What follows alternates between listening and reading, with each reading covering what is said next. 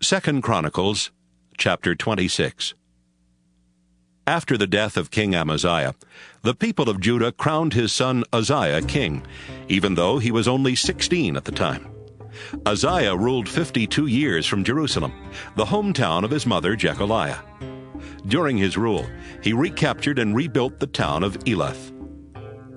He obeyed the Lord by doing right, as his father Amaziah had done. Zechariah was Uzziah's advisor and taught him to obey God.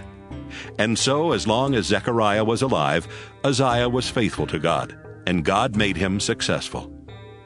While Uzziah was king, he started a war against the Philistines. He smashed the walls of the cities of Gath, Jabneh, and Ashdod, then rebuilt towns around Ashdod and in other parts of Philistia. God helped him defeat the Philistines, the Arabs living in Gur-Baal, and the Meunites. Even the Ammonites paid taxes to Uzziah. He became very powerful, and people who lived as far away as Egypt heard about him.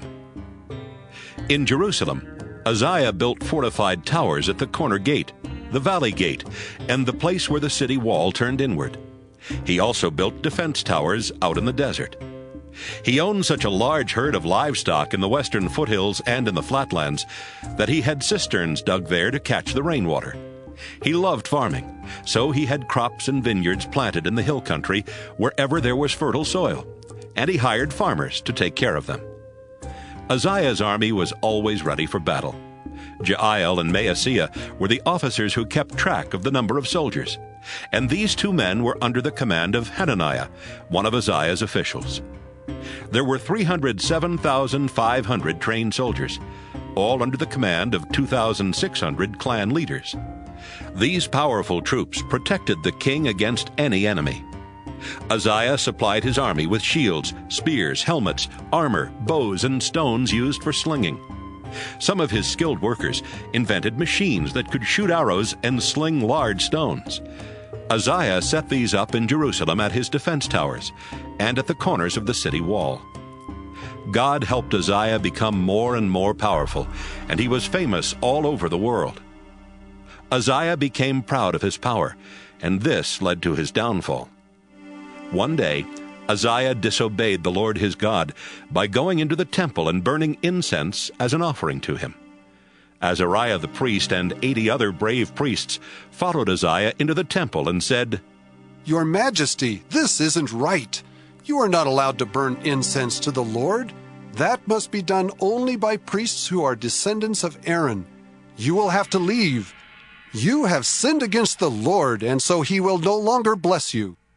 Uzziah, who was standing next to the incense altar at the time, was holding the incense burner, ready to offer incense to the Lord.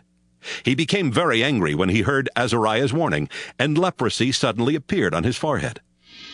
Azariah and the other priests saw it, and immediately told him to leave the temple. Uzziah realized that the Lord had punished him, so he hurried to get outside. Uzziah had leprosy the rest of his life. He was no longer allowed in the temple or in his own palace. That's why his son Jotham lived there and ruled in his place. Everything else Uzziah did while he was king is in the records written by the prophet Isaiah, son of Amos. Since Uzziah had leprosy, he could not be buried in the royal tombs. Instead, he was buried in a nearby cemetery that the kings owned.